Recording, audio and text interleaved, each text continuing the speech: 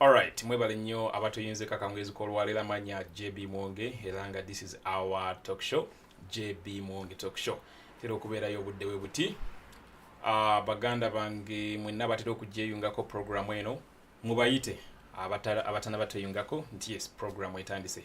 Let me hope you guys je muli bulungi era kansubire nti buli kimu kitambula bulungi. Of course mu nsonga zaffe eza Uganda ebintu tebitambula bulungi era buli kimu kiri upside down. Naye yensonga lwaki tukyagenda maaso n'okubeera nga twadvocatinga okulaba nti enkyukakyuka eyo ebeerawo. Olunaku olwaleero by the way mwebale tweyungako era nga genda maaso ng'okubiriza bano tweyungeko ku programu y'olwaleero tusobole okulaba nti tukoona ku nsonga nyingi. Naye nga sinnabagenda ku kintu kirala kyonna ku bintu bye tugenda okubaganyako ebirowoozo olunaku olwaleero. Njagala osooke ojjukire nti muganda waffe Faustin Masaaba gw'olengera ku screen awo emabega mu kifaananyi ekyo akyabuziddwawo okuva we yawambibwa. So far kati kiri more than 2 weeks ever since Masaaba Faustin was abducted. Yes, this gentleman is a comrade, is a strong pillar mu nkyukakyuka yaffe eno kubanga y'omu ku abo Bannayuganda bali outspoken. I always tell you guys tuli abantu obukadde 47 naye si buli muntu nti akola ekintu omwami ono kyakola, naye olw'ensonga nti nno byakola bibadde binyiiza dictator bamuwambye. So far more than 2 weeks tiwannaba kubeerawo n'omu amanyi mayitirege and sijja kukoma kwebaza bonna abagenda maaso nga bakozesa eddoboozi lyabwe okumubanja era okuteeka gavumenti ya Museveni ku nninga emrelease nga kuba tewali n'omusango nagumu gwe yakola. Ate era nenkubiriza n'abatana bakikola nti let's all team up tusobole okulaba nti nno tukikolera muganda waffe ono every now and then asobole okubeera nga ateebwa. Kyamakulu nnyo era kyetaagisa as soon as yesterday. The more buli lunaku oluyitawo buli katikitiki buli ssaawa buli katikitiki buli dakiika eyitawo nga muganda waffe ono Faustin Masaaba tetumanyi gy'ali ensonga zeeyongera kwonooneka. Siba nkugamba gwe sooka olowoozemu kiki kye bali mumukola kaseera kano. Mubalabe bonna baganda baffe abazzi bawambibwa nga ebakolwako mu bimanyi bulungi, especially abo abali solid abali outspoken baabo babasibira ddala era babakolako ebikolobero binene nnyo. So tugezeeko okulaba nti n'omuganda waffe ono tetumusuulirira. Mumusuuliridde nnyo, ekyo nyino kibagamba, mumusuuliridde nnyo Masaaba Faustin, mumusuuliridde nnyo. Tetusirika ku nsonga eno, mbeegayiridde. Alright, olunaku olwaleero of course president waffe avuddeyo. President waffe Kyagulanyi Ssentamu Robert Bobiwine avuddeyo n'addressinga ensi era nayogerako ku sanctions ezakubiddwa Kitutu, ezakubiddwa Agnes Nandutu, sanctions ezakubiddwa Speaker of Parliament Anita Among. Of course sanctions ezo government ya United Kingdom yaza announcing Parliament ya Uganda yavuddeyo n'eki statement ekitabaddemu na point n'emu nenga bagezaako okulaga nti ensonga lwaki ba Anita Among bamukubye sanctions nti because yali musaale nnyo mu nsonga y'okuyisa etteeka ly'ebisiyaga. Ebyo byonna president yabyadressinze naye nga of course nze naawe tukimanyi bulungi nti beekwata ku bisubi kinyusi kiri nti yaba mabaati g'ekalamojja n'ebikolobero bingi of course bye bakoze mu kubulankanya ssente y'omuwi w'omusolo kuba singa bibadde bisiyaga ndowooza Asmani Basalo yandibadde asooka ku listi.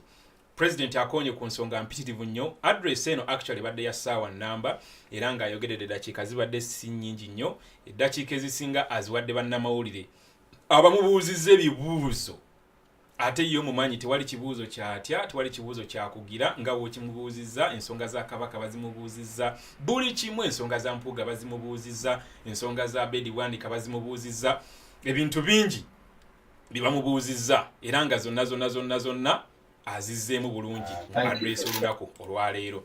Of course tugenda giyitaayitamu mpola mpola era nga tugidissectinga ne okulaba biki abantu abalala bazze boogera ku nsonga eno kubanga ayina engeri gy'abakonyeemu bayitirivu nnyo especially mu kiwandiiko kino ekiwandiiko ekyo kiriruddamu mukama katonda come on nakitegese oba saakitegese waliwo statement eyitidde ku mukutu gwa president ng'eyina engeri gyekoonamu era yagala okwefuula omuzungu gwe bagobye United Kingdom engoye azigula Bungereza wabeera atudde mu parliament ateekako nviiri zaabwe ekizigo kyerusa kijja Bungereza naye bamugambye tokola ki bamugobye. Alright, abakatweyungako that is Lynn. Nice background. Yes, olwaliro nzijjidde mu style ya njawulo. Tuli mu studio ye nyini zirize nyini ze balagiriza abana ba People Power. Studio yaffe eya People Power eya NUP. Studio yaffe eyenkyukakyuka kyusako bukyusa wali. So olwaliro ye style gye tujjidde Maureen, Olivia, mwebale tweyungako mu pushing a message eno.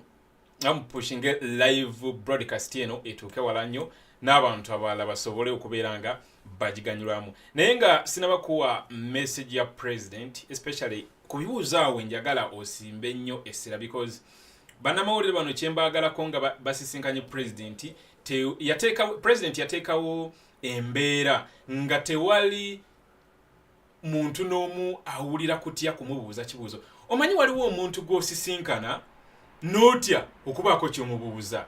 Waliwo omuntu gw'obeera naye one on one ng'agawalaayi atiisa ng'ogaba namubuuza kino abasajja babesifuzi tebankuba amasasi oba tebankole kino. Waliwo omuntu gw'otula naye president waffe ye muntu ali free, ye muntu ali friendly, ye muntu kwegamba connectinga na buli muntu. Ne bannamawulire baba mubuuza ebibuuzo feeling at ease era bamubuuza buli kimu tebalina kye bati ate naye bambi n'abiddamu bulungi. Naye nga sinnaba kugenda deeper into today's live talk show, njagala mujjukire nti waliwo propaganda ayita era ntadde posti ez'enjawulo ku platform zaffe ez'enjawulo, naye nga waliwo bapropagandist ba Museveni oba bali jimu eno abagenda maaso nga batambuza ekibooziboozi nti nno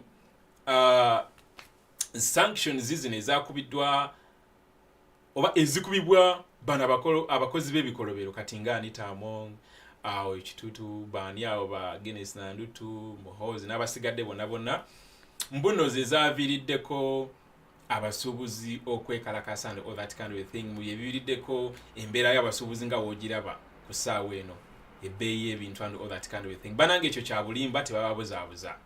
First of all, abasuubuzi ekyabeekalakasiza ensonga yali ya IFRIS nga IFRIS eyo system eyo invoicing system, receipting invoice system yali nga teri friendly n'abasuubuzi. Mujjukire nti olina ojjugula obukadde 2 oba n'ekitundu, then buli mwaka olina ogisasulira akakadde kamu n'ekitundu.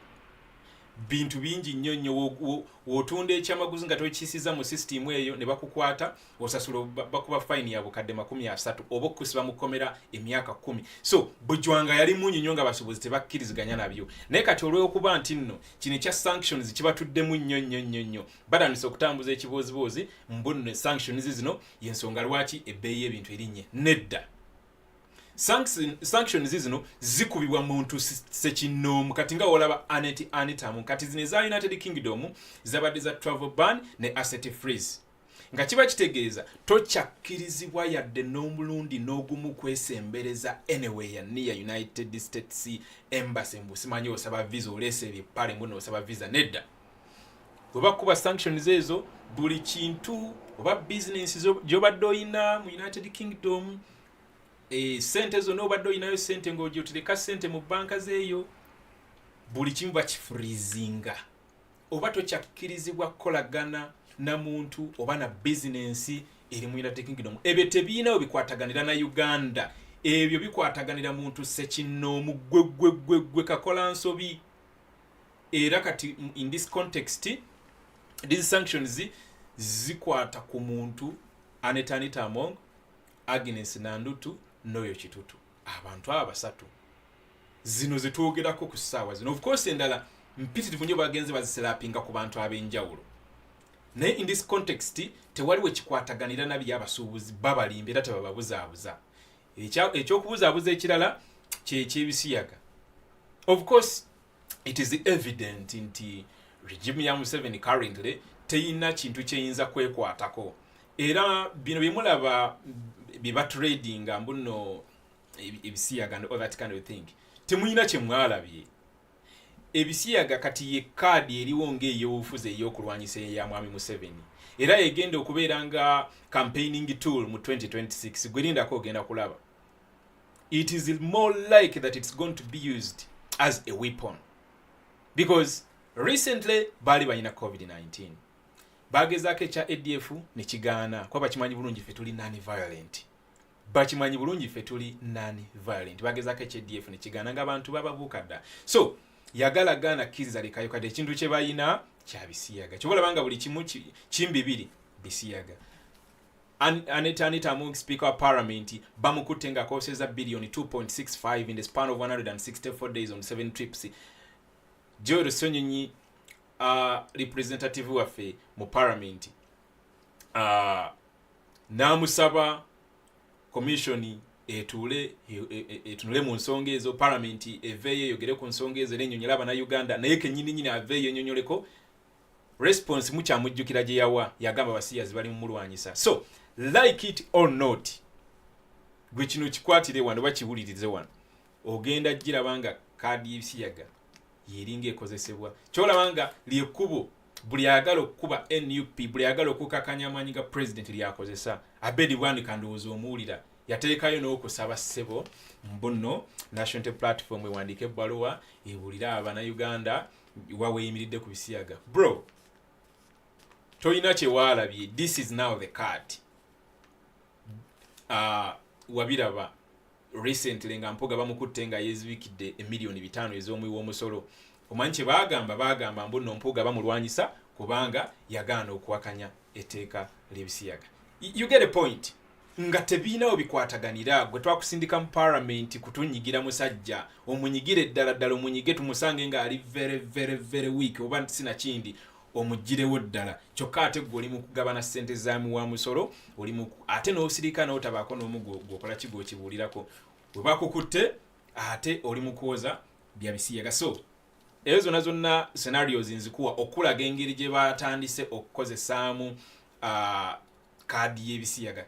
Era nga akugamba toyina kye waalabye kino kikyali kituuza, because this nerabidde n'akakofira kange, you guys temunzijukiza, gwe kino kikyali kituuza, toyina kye waalabye. Okitegeera, toyina kye waalabye n'akamu.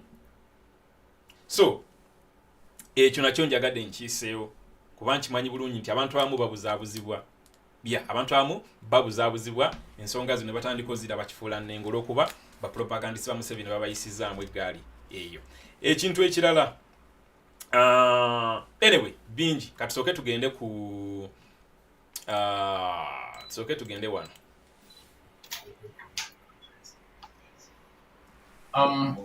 Njagala musooke muwe amakulu kano part y'Oluganda sigenda gikuba. Njagala let's just concentrate on the English part alone, and then later on we are going to skip that and we go to questions, because njagala muwulire bulungi nnyo ebibuuzo ebyo. Very, very important. Kuba nammwe kennyini mubyebuuza mubeere eyo. Today I want to address the issue of the sanctions as a tool against impunity in Uganda. And I'm talking about the international sanctions. Friends, the reason why we always call for sanctions against General Museveni and his officials, and why we celebrate whenever those sanctions are implemented, can only be summarized in one word: impunity. We live in a country where the regime has effectively captured, undermined, and destroyed all mechanisms that can hold officials accountable. They are no longer accountable to anybody for as long as someone is connected to the regime. No one can hold them accountable for their wrongdoing. I mean, let's take an example of Anita Among, the Speaker of Parliament. She embezzles billions of taxpayers' money, and the evidence is actually presented to the public, but nobody can do anything.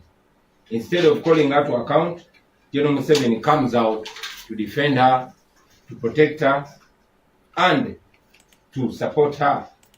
Instead of going after her, the law enforcement agencies instead go after every and any whistleblower that dares against her corruption, to the extent that some have actually run out of the country and some are in hiding. That is impunity.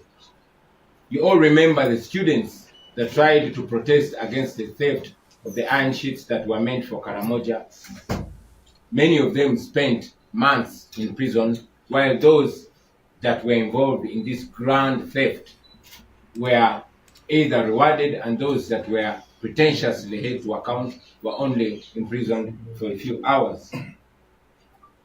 It's because of impunity that the police will not summon Anita Mao for questioning. Because of impunity, the IDG will not investigate her. The DPP will not sanction charges against her.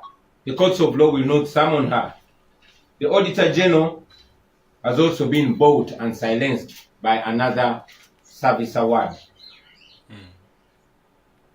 Any MP that raises or dares to raise the issue is quickly silenced and humiliated on the floor of Parliament by the same Anita Mao. That is impunity.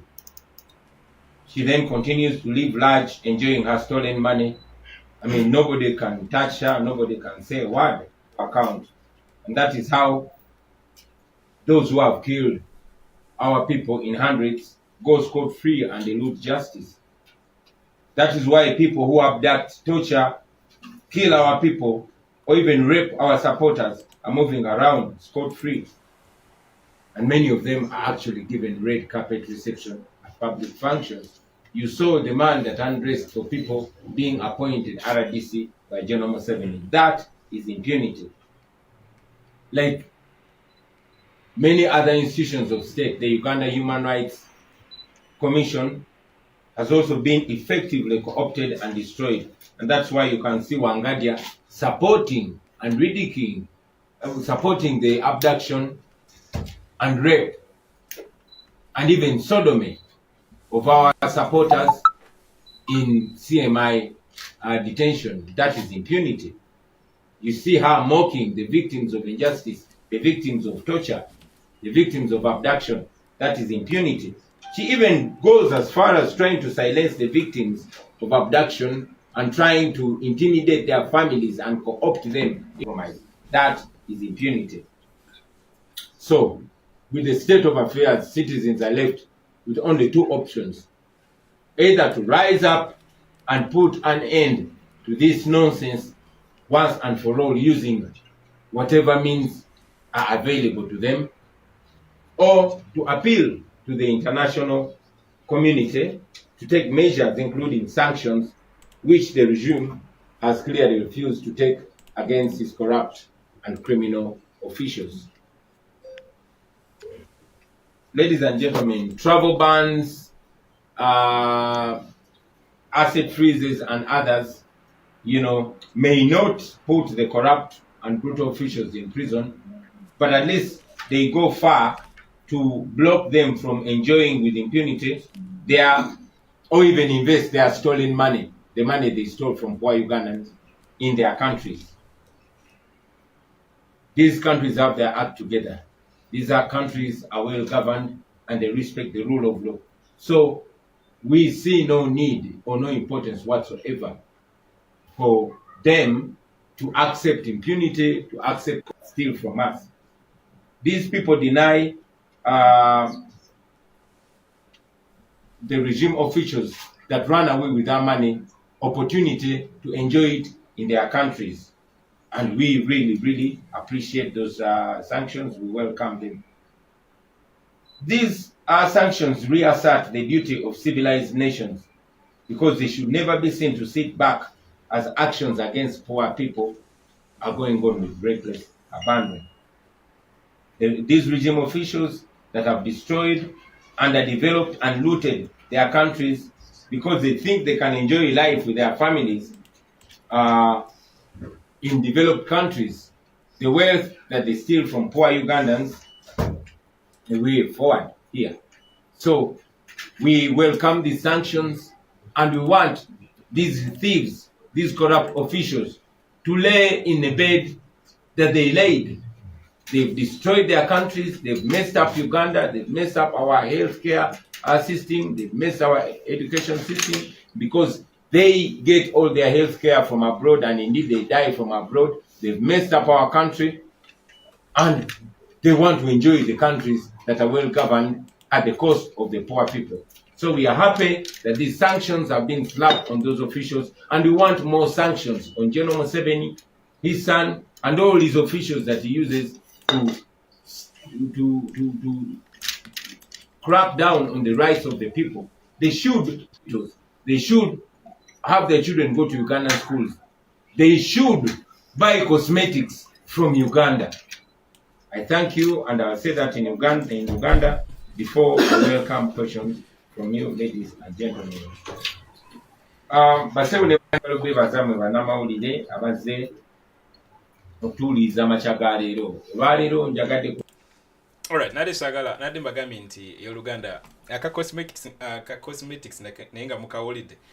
Alright, yona katutimaleyo omulundi gumu neya the Uganda version, and then we go on with the dissecting it mpola. Ogera ku nsonga ya Nati ezasibiddwa Anita Mongo n'abalala banne abalyake olw'okubba amabaati g'Ekaramoja n'okulya enguzi. Newankubadde Anita Mongo yekka yaliko Nati zino, naye twasabye Nati zino baziteeke ku bonna abenyigira mu bikolwa bino ebyobukenuzi. Ensonga lwaki tusaba amawanga gano ganaggwadda getukolagana nago, Uganda gekolagana nago, agavujirira Uganda sente, gye baliira sente zaffe ze batubbyeko. Ensonga lwaki tubasaba abasennatti ku bakulembeze abatulugunya abantu n'abali b'enguzi n'ababba sente z'abanaku, era ensonga lwaki tujaguza nnyo buli we babaako gwe bataddeko Natti, tusobola bizingira mu kigambo kimu, impunity. Impunity ani kumu asobola okinziriza mu Luganda, baganda bange? Tugambe obutagambwako, tugambe eryanyi. So ensonga eyo basebo ne banyabo tugisanyukira kuba tuli mu nsi nga abatufugisa eryanyi bawambye buli kitongole kya gavumenti ekyandikubye ku bakulembeze onsoloboto. Tewali asobola bagambako, naddala abo bagamba n'ogo abo tewali asobola bagambako. Ekyokulabirako wano ekyamangu ye Anita Mongo. Anita Mongo anyaguludde sente z'omusolo mu buwumbi mu billions nga tewali asobola mugambako. Evidence weeri, obujulizi bwe buli ku social media wonna, buli mu public. Wabaddewo Uganda Parliament Exhibition ng'eraga obubbi obugenda maaso Anita Mongo bwakulembedde mu Parliament, naye tewali asobola mugambako. Mu kifo ky'omubagambako oba okukola ng'omukulembeze bwe yandikoze. Museveni mwamulabye bwe yavuddeyo yawaanye bawaane, bwe yavaayo okwogera ku byenguzi yawaana buwaanya Anita Mongo, yamudifendinga budifendinzi n'amupromotinga n'omupromotinga. Mu kifo kya ebitongole ebikwasa empisa okugamba kwa Mongo bonna batya, abakumi b'amateeka, abapoliisi n'ebitongole ebikwatagana ku nsonga eyo bonna bamutya. Ekyenjawulo gy'ate ba whistleblowers oba bakalabalaba oba abantu aboogera abalonkumi, ate bo be bali mu kudduka, be bali mu kwekweka, abamu bawanganguse n'okwanganguka kubanga bazza omusango gwanagomola okwogera ku bubbi bwa Anita Mongo ne banne. Mujjukira abayizi omuli ab'e Makerere n'abalala abaavaayo okwekalakaasa olw'obubbi bw'amabaati obwakolebwa nga bukolebwa abaminisita nga muli ne Speaker wa Parliament ne Vice President n'abalala bangi nnyo. Siba mukomera ne bamala emyezi mingi mukomera, naye ate ng'ababbi bennyini bo babakuza bukuza, abalala be beefuula nti baboto nti babasibayo saawa busaawa ne babata. Obwo bonna kozesa lyanyi, obwo bonna bubbi, obwo bonna butaswala. eyo yonna impunity bwe tunakifuna ekigambo ekitegereka amangu naddala eri abato tunakikozesa naye obubona bubbi obubona butagambwako obubona bwakwefuula naggwano olwa obwanaggwano obwo buli mugenda maaso poliisi tesobola kugamba ku Anita Among. Inspector General of Government IGG tasobola kumunoonyerezaako nakubaako kyamugamba. Auditor General ob'omubalirizi wa gavumenti asirise ate oyo bayongedde ne bamuvubika omukati mu kamwa gwe bayita service award naye bamuguze naye yasirise. Amakooti tegasobola kuyita Anita Among abitebye. DPP tasobola kugula musango kwa Anita Among kubanga bonna babasirisa babakakanya. Omubaka wa parliamenti yenna agezaako okusitula eddoboozi lye mu kwogera ku bubbi obukulemberwa Anita Among. Mulabye ebyo bamukola, bamusirisa, bamuvuvuba, bamuswaza bamunyooma. Mwalaba Anita Among ng'agamba Honorable Sekikubo ng'agamba nti byayogera nonsense bya kigwagwa. Obubuna bubwanaggwano eyo yonna ye impunity egenda maaso mu Uganda yaffe. So Anita Among agenda maaso kweyagalira mu ssente ze, agenda maaso kyabbeeyi, agenda maaso okunyumirwa ssente zabbye mu Bannayuganda nga bwazisipending ebweru w'eggwanga bwazinvesting ebweru w'eggwanga n'ebirala ebikwatagana ku nsonga eyo. Tewali asobola mugambako yensonga lwaki n'abo abatemudde abantu baffe ebikumi n'ebikumi bali free batambula teri abagambako batuuka ne ku mikolo gya gavumenti babateerawo red carpet. N'abakoze ebyobuwemu ebiswaza ebisingira ddala mwalabye omusajja yavaayo n'akunamira eggwanga naye nga Museveni yamukuzizza n'amufuula RDC owe waffe Gomba. Bwe obutagambwako obwanaggwano obuli mugenda maaso mu ggwanga lyaffe Uganda.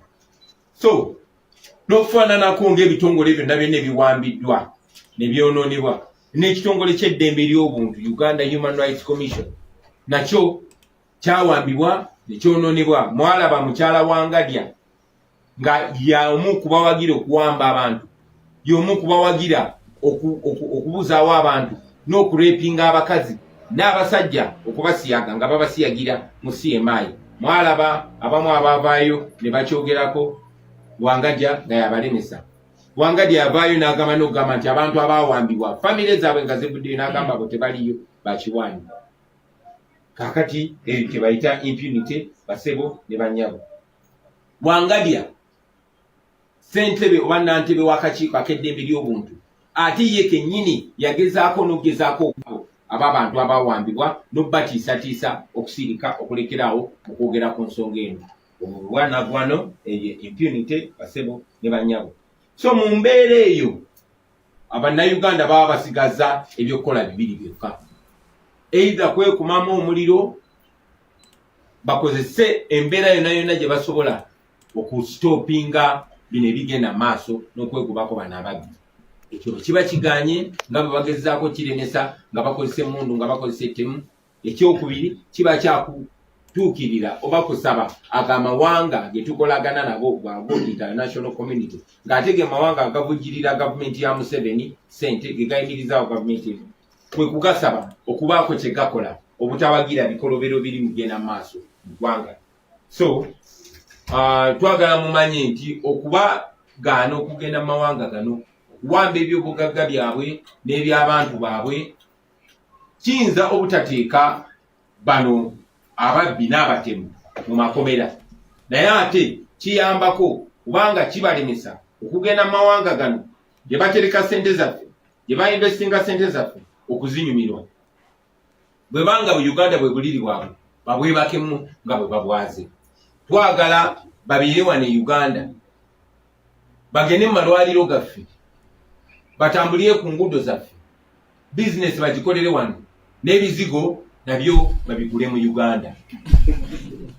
Njagala bebaza olw'okumpuliriza era ngenda kubasaba abalina ebibuuzo mubimbuuze basebo ne bannyabo mwebale nnyo mwebale. Alright, akasembyo kawulidde n'ebizigo bye bakozesa okweyerusa abadde agamba Anita Among kuba omukyalo yali muddugavu bulungi nga olaba sikini yange bw'ogiraba, naye bwe yafuna ku ssente n'agamba nedda nyina faana n'abazungu, neyemeta ekizigo nakata akyemetta kuba engalo wano zikyaganye okujja, ne wano zikyali za black, wano ayinawo ali multicolored, ayina kala za njawulo, eno wa purple, eno wa black, nga obimanyi. Naye president of course akakozesezanga joko, naye nga mbadde njagala bajjukizaamu nti president we yamala nsoke nkuzeeko ono katono nga situnabagenda mbibuuzo. President bwe yamala show yayitirako mu bakulu ensonga zino nga omuwulidde azoogera awo ti wano mu Uganda bana abasajja bakola ebikolobero bino tebagambwako naawe okimanyi, okitegeera. Ate nga tuli mu nsi nga amawanga gakwatagana era nga gakolagana, si mu byakwewa ssente byokka wabula ne mu byenkulaakulana, mu bya democracy, human rights n'ensonga ndala mpitirivu nnyo. So yagalagana akkiriza lekayo wadde nti wano tebagambwako, artist ensi egenda bagambako. So president yawandiika, that was on the 25th of this past month, that is April, nga atutegeeza ensisinkano gye yali naye n'abakulembeze abamu abava mu government ya United Kingdom. Kambayitiremu katono nnyo ekyo osooka okijjukire bulungi, kuba abamu badde beebuuza nti naye president akikola atya, yakikoze atya ekintu kino okubeera nti abakamu liftinga ban ye emyaka 10 yakagendayo yakakola she badde successful obulungi, ate bakarespondinga batandikiddemu gi and sanctions and all that kind of a thing. Of course, to remind you, there is a leadership of the national platform, there is of the people power movement in the United Kingdom. Yeah, leadership yatekolera ddala omulimu gw'amaanyi, ekolera ddala omulimu gw'amaanyi. So president of course aba alina okwongerezaako, ate n'agenda n'asinkana n'abakulu ne babyogera. So on the 25th, president yawandika n'agamba, our trip to the United Kingdom came to an end yesterday. That was on the 24th, of course. Yali ategeeza the trip ya ending on the 24th. I thank our people for warmly welcoming and receiving us in record numbers.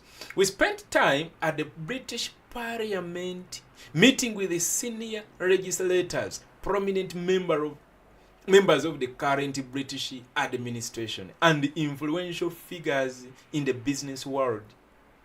Okategeddako njagala olutegere bulungi ensonga zino gye zaavera yezivudde kyankozeseza gundi eno ensonga zino kene bulungi nnyo nyaade balina ebibuuzo ebeebuuza mubitegeere, kuba era ne president bamubuuziza era n'abiddamu. Naye kankuyambeko naawe nsoke nkulubuwandiike katono nkuddizeeyo kategedde kumanyi president agenda nakola posi zino ne bamujeregajerega ne bamugamba osiiba ku nnyonyi biki biki and all that kind of thing. Bw'awandiika ekintu nga kino waliwo comments zotera okulaba nti ba influential figures ki ng'otuuseyo ddi mu British Parliament ne wabaterawo ebifaananyi, because ebifaananyi biibyawo naye era bagenda mu maaso nga responding negatively. Naye akugambye, we spent time at the British Parliament meeting with the senior legislators, prominent members of the current British administration, and the influential figures in the business world. I also had a rare opportunity to address several members of the House of Commons about the political situation in Uganda and retaliated our call for action. I was encouraged to learn that most of them are already familiar with the human rights violations and the suffocation of democracy back home. This statement, it's because of you guys who are on this live broadcast. This alone, that I was encouraged to learn that most of them are already familiar with the human rights violations and the suffocation of democracy back home. It's because kampozingeko wano nkujukize gwe munanga ina social media platforms akosa social media ngera enkozesa ya social media eri specifically about spreading the message of change. Yensonga lwaki ensi emanyi bulungi kye kigenda maaso mu Uganda. Then mwe baganda afa bali United Kingdom emirimu gye mukola gya maanyi nnyo era banange mwebale nnyo. Ensonga lwaki president yagenda okubanjulira ensonga zino nga ensonga already bazimanyi. It's because of you guys. Protests, amawalwa ge muwandiika, zi petition ze mukola. That's why we always encourage each other. Let it not be United States alone. Let not be South Africa alone. bajajaji bumutero balengera ba African thinker mutero balengera South Africa. Let it not be United Kingdom alone, let it not be US alone, let it not be South Africa alone. Abana Uganda tuli munsi tuli kunseno nga almost in each and every country osangayo muna Uganda. Of course not nga teyagenda yo nti no ayagala nnyo because of the situation back home. So buli joli buli wobeera, make sure that at least people in that country, the administration of that country knows what is going back home, what goes on back home under the leadership of Museveni. Kiyambira ddala nti ogenda okuteekayo okweyamabu nti bannange mulekeraawo okukolagana n'ogusajja nga babuuza lwaki tulekeraawo okukolagana n'ogusajja ng'obagirayo ensonga. Okitegeera kiyambako. So tugende maaso nga wherever we are, we amplify these voices, we amplify the outcries of Ugandans back home, because you all know the story. Mu Uganda institutions zitesobola kugamba ku gasajja gano, ziri compromised institutions and the law ziri important. They can't even bite anyone.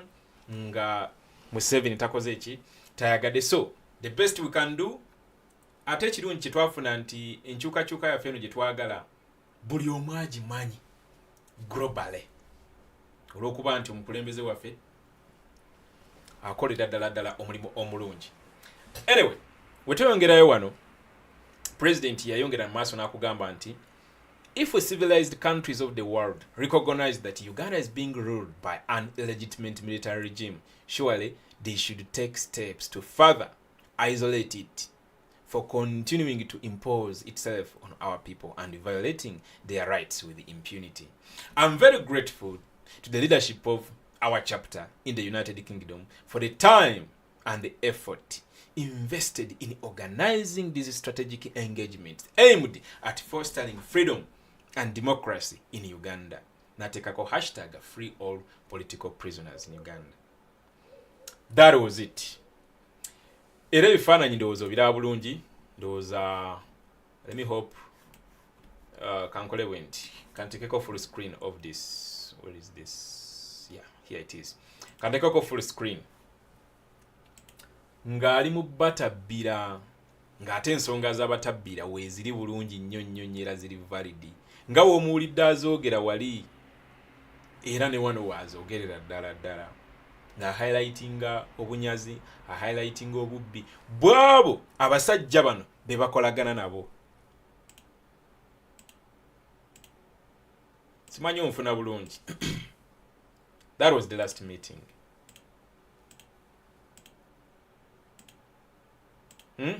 Tuli fenna ndowooza kati nkwaddeko ka background akatonotono. Yeah, nkwaddeko ka background akatonotono. Of course, let me also go through this very quickly. National platform ero nakolali evuddeyo ne highlighting what happened today at the national platform headquarters. That is Makele Kavule. Government in today's morning pleasure, the president, His Excellency Bobiwine, weighed on the United Kingdom sanctions lapped on the Speaker of Parliament and 2 other regime ministers. He commended the UK for taking that step, asserting that the local mechanisms, notably the IGG, Auditor General, Police and the DPP, have all failed to reprimand the Speaker and the corrupt regime officials. He described the sanctions as an effective tool of checking impunity of corruption of corrupt officials and also deter them from making offshore investments and the enjoyment of democratic space in other countries. Yet back home, they are custodians of repression. He added that the sanctions are fruits of the cries of the citizenry, especially those who expose the rot via social media. He applauded the diaspora community led by our comrades for relentlessly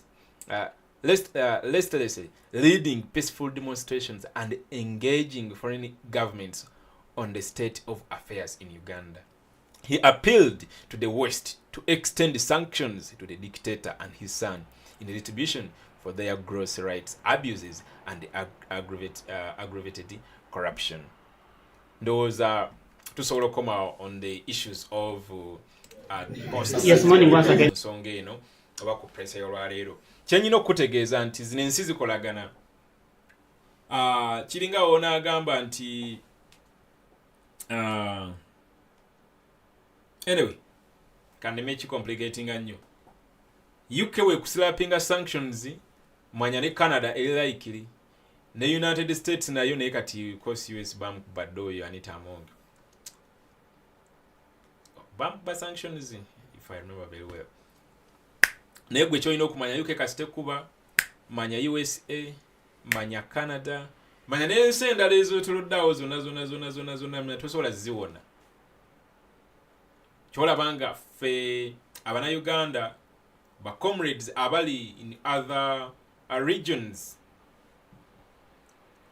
tuyina kasukaali kongera mu bwongezi such that n'ezo ensi endala ezo nazo zikola ki zitegeera ki ekyagenze mu maaso kuba minisita ba Museveni ne speaker wa Uganda nabo ba actinge baleme kwefuula bannampulira zibe. Kituyamba era kituyambira ddala.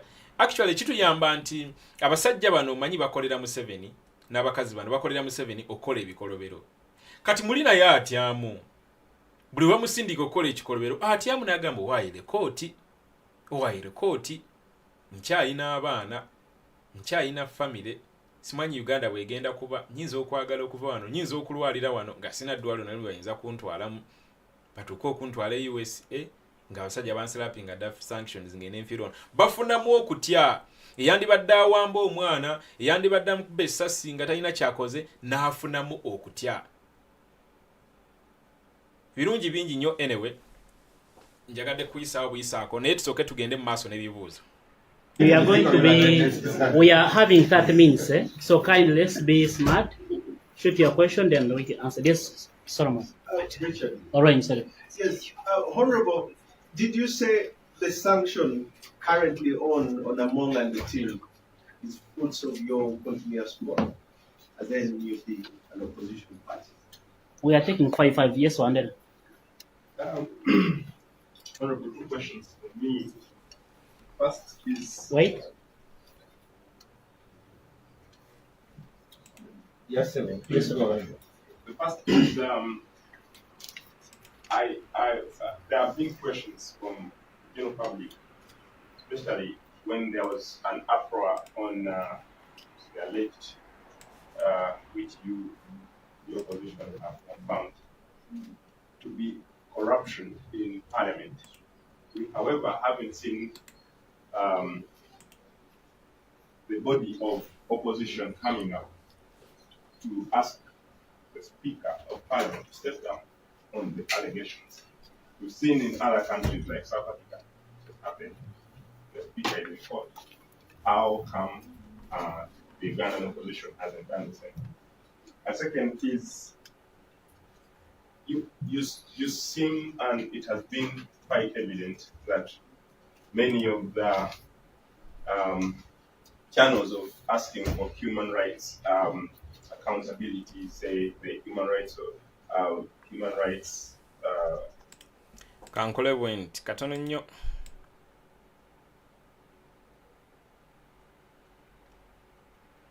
All right. Thank you very much. Now, maybe I'll answer the questions both in English and in Uganda. Yes. Yeah. Sanctions, are they fruits of our engagements? Definitely yes. And it was tweeted by the Speaker of the UK Parliament. It was also tweeted by some other members of Parliament that indeed this followed our engagements the last time I was in the UK.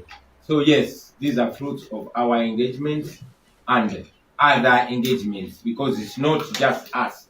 It's so many Ugandans that are pushing for action from the international community, and not only the UK or the European Union, but the United States as well, and many other development partners.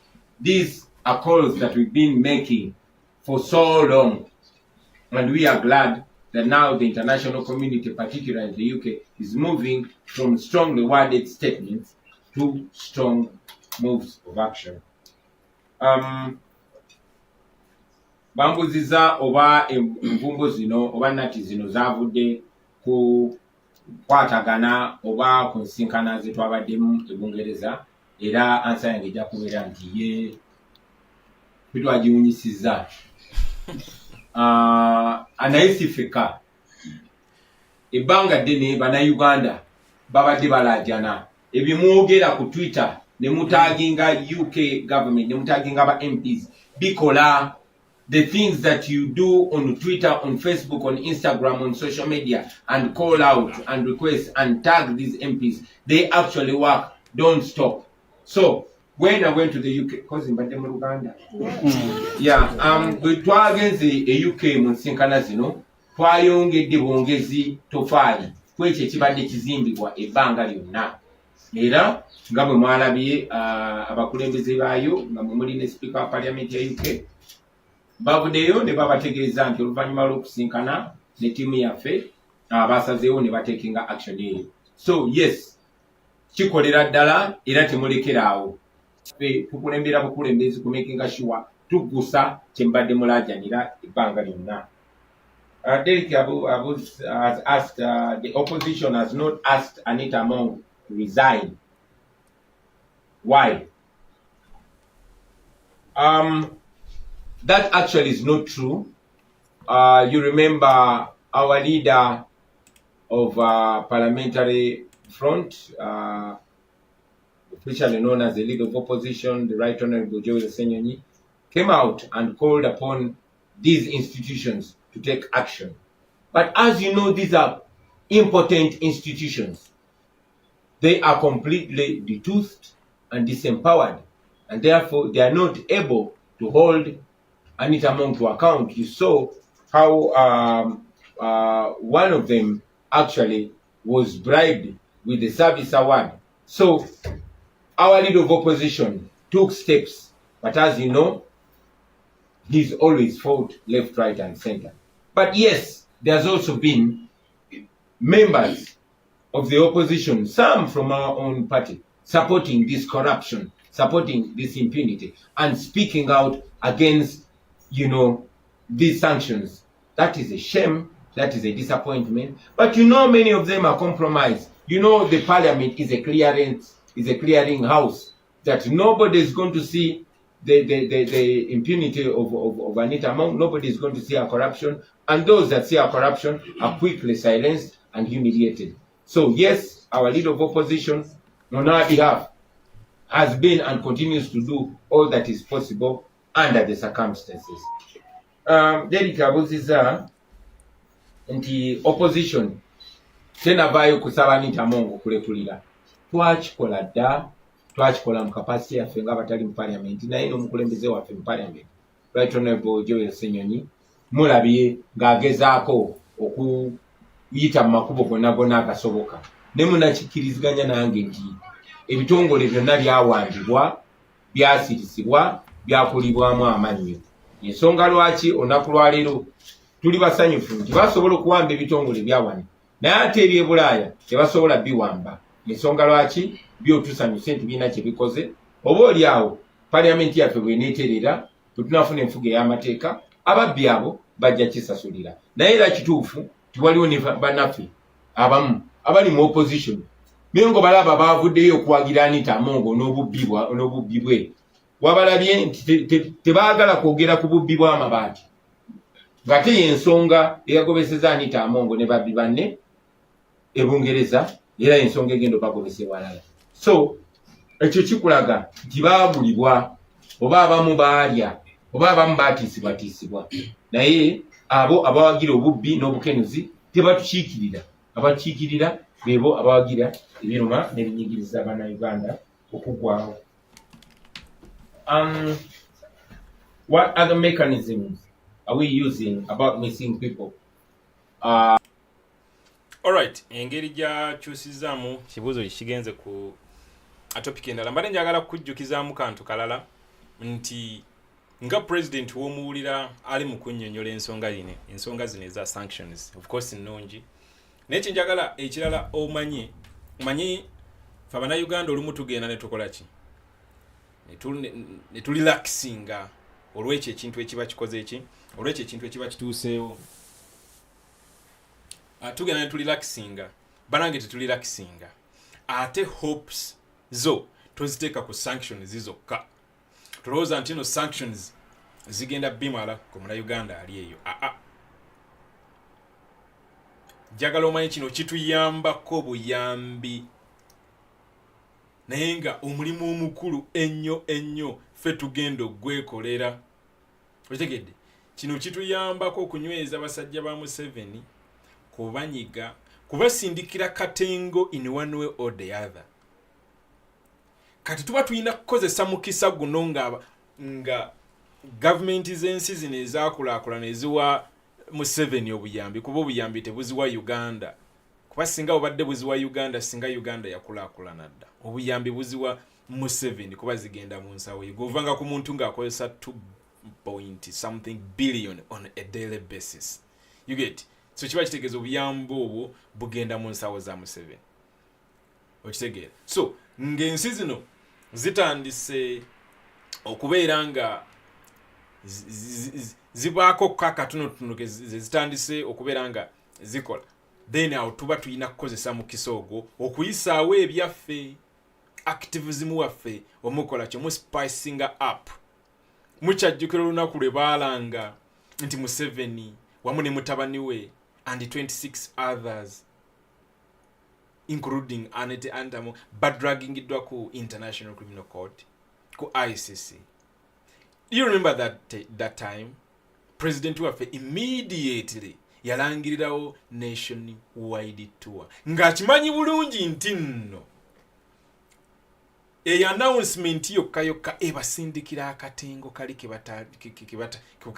kebatalabangako era mukyajjukira nti the first phase of the NUP nationwide tour it was successful.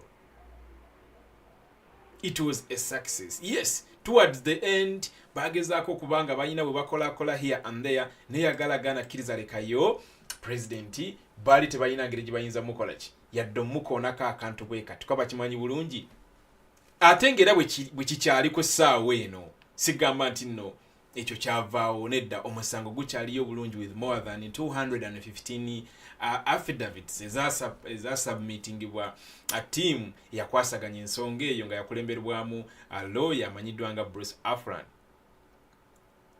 n'abasajja nga Niko n'abalala bangi abali mu background bw'otasobola kukola ki bw'otasobola kutegeera.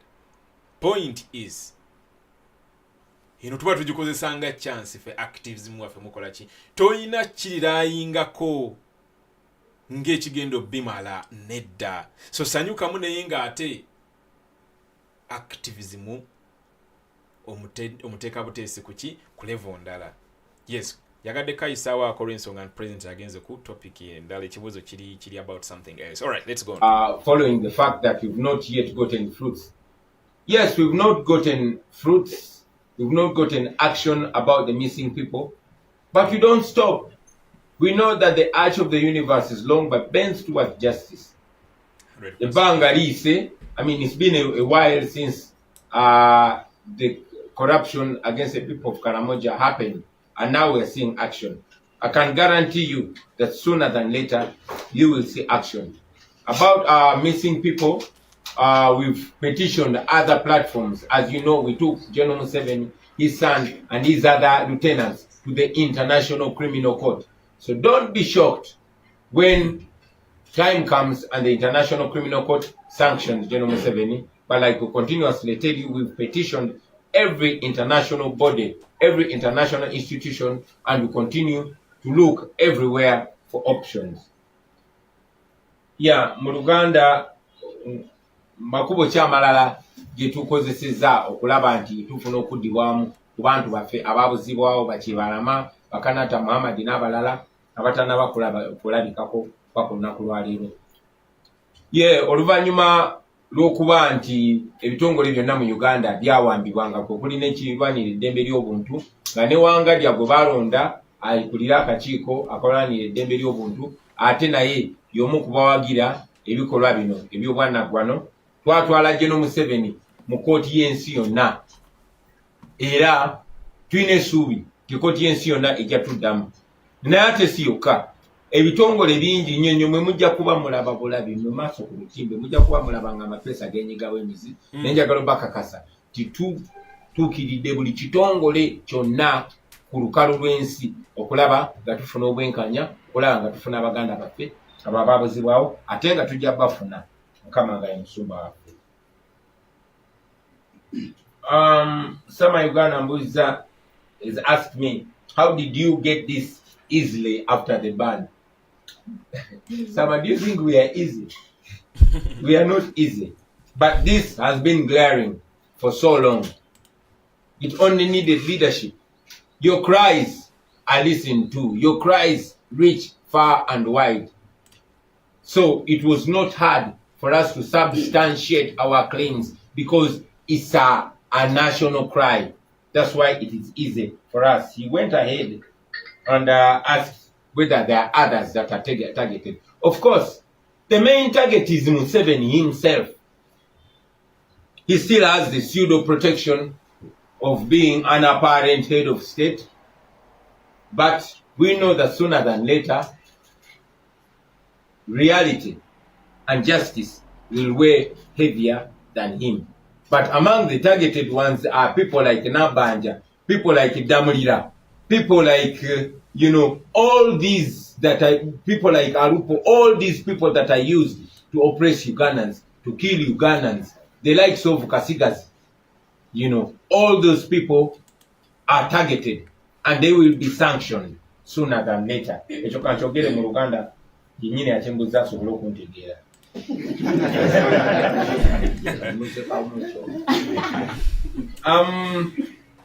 Sama abuuzizza nti kino twasobodde kifuna tutya, twasobodde tukifuna amangu, kwe kugendayo, kwe kubalaga, kwe kusiba zinnatti, twasobodde tukifuna amangu.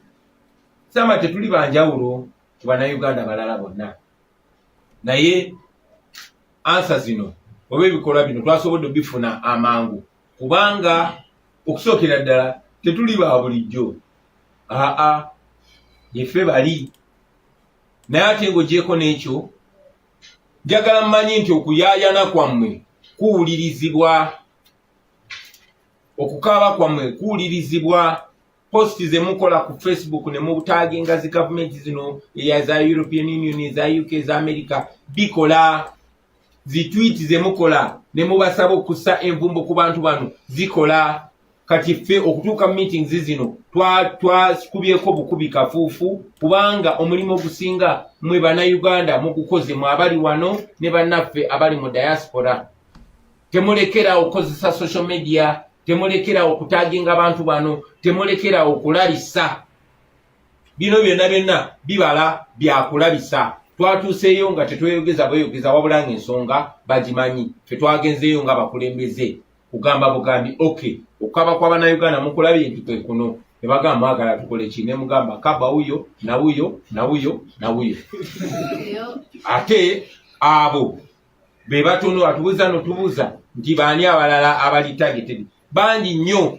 Omubbi omukulu ye Museveni ne banne Bannabanja n'abalala bakyenyigiddemu balukolobi n'abalala. Bano baanita Mongo, ekyo kikyali kituuza n'abalala bajja. Buli amanyi nti mubbi, buli amanyi nti yakwata ku mabaati g'e Karamoja, buli amanyi nti yenyigira mu kunyagulula eddembe ly'Abannayuganda, buli amanyi nti yenyigira mu kutulugunya Abannayuganda, okuwamba Abannayuganda, bonna nga ne mukyala wange alya mwali, bonna bali targeted. Njagala okutwala n'omukisa guno okwebaza diaspora team zaffe, okwebaza Comrade Kauma, okwebaza Comrade Lee Oriema Kantogenda mu Luzungu. I want to take this opportunity to thank and salute our diaspora leadership.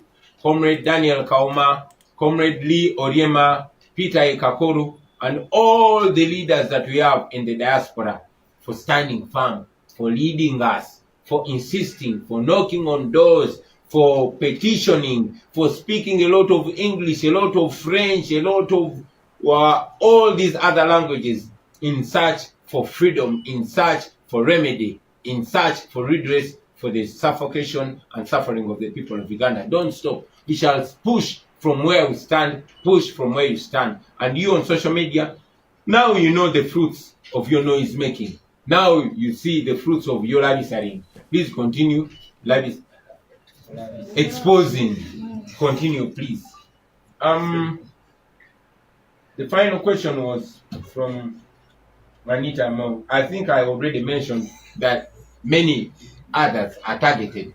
People like Damulira Christopher, people like Abel Kandiho, we know he has sanctions, but we want more sanctions. People like Kasigazi, people like Wangadia, people like Nabanja, everybody that is involved in gross human rights violations, everybody that is involved in the raping of women in custody in CMI, everybody that is involved in the sodomizing of young men in CMI in detention, everybody that is involved in the torture of detainees in CMI, in police custody, we are coming for you. Mark Media ndoze ekyo ne bwenkiddamu mu Luganda. Naye era kyekimu obuzza nti tusubire ekintu kyekimu ku Museveni, ate oyo Museveni musubire na bingi nnyo kubanga oyo Museveni yalinga ba Bashir. Naye ebibye nizo okubibategeeza nga bituuseewo. Thank you very much. I'll take one more round of questions. Yes, Sita. All right. So kolabe ku mawulire gano. Olegana gasanze ku page ya Kakensa Media. Arero post nagamba there is an ongoing plan to pick foot soldiers with the red berets from their homes. Please stay alert. Yes, of course. Amawulire gano ekiri obvious sigamba nti no oyinza okugabuusabuusa enanga yavaayo mabegakaawo ne bateekawo warning eri abaganda baffe abambala zi overall nti ziri simanyi zefaananyirizaako neza simanyi police and all that kind of a thing naye of course tebikwatagana kati yagalagana akkiriza lekayo ever since president we yalangiridde nti of course initially previously balonchinze NUP nationwide membership registration era n'agamba n'okugamba president n'announcing in just a few days bagenda kutandika NUP nationwide tour in brief phase 2. Now yagalagana akkiriza lekayo like I always tell him Museveni tagenda kuzinga buzinzi mikono bwati atutunuulire nga twogera ebigambo bino nga president yabuusa abantu nga twebuusa nga tukola buli kimu ekisoboka sanctions zizino of course tezimala zijja zokka efforts ziba nyingi nnyo ezizo ezoli n'oli naye tagenda kutuula alina otusindikira akatengo how kutukwata naye nga bwakyatukwata njagala nkujjukize nti nno baganda baffe bangi bakyaliyo makomera nga tebalina musango nagumu gwe bazza. Faustin Masaaba tetunaba kuddamu mulabako akyabuze up to now. Faustin Masaaba akyabuze up to now. Gwe wenna ali eyo nga tunaba kubeerako kyogera ku nsonga eyo bambi vaayo kiri very important. Tetulina kulaga yamu yadde n'akamu. Oyo mwana ali very solid, oyo mwana ali very useful, oyo mwana Faustin Masaaba. So that is that. Tugende mu round 2 y'ebibuuzo tumalirize yegundi eriwa. Come on. All right. Here it is. Ebibuuzo byange biri ekisooka narrative ebadde evugibwa okuva we bataddeko Anita Muwonge ne ba Minister Sanctions ng'akuba nti Anita Muwonge ne Parliament baagaana homosexuality bill. Alright, engeri president ebuuzo gy'abiddamu era nga ali mu biddamu. Let's go straight to ng'ali mu kuddamu ebibuuzo because awo nyiwe nadde njagalira ddala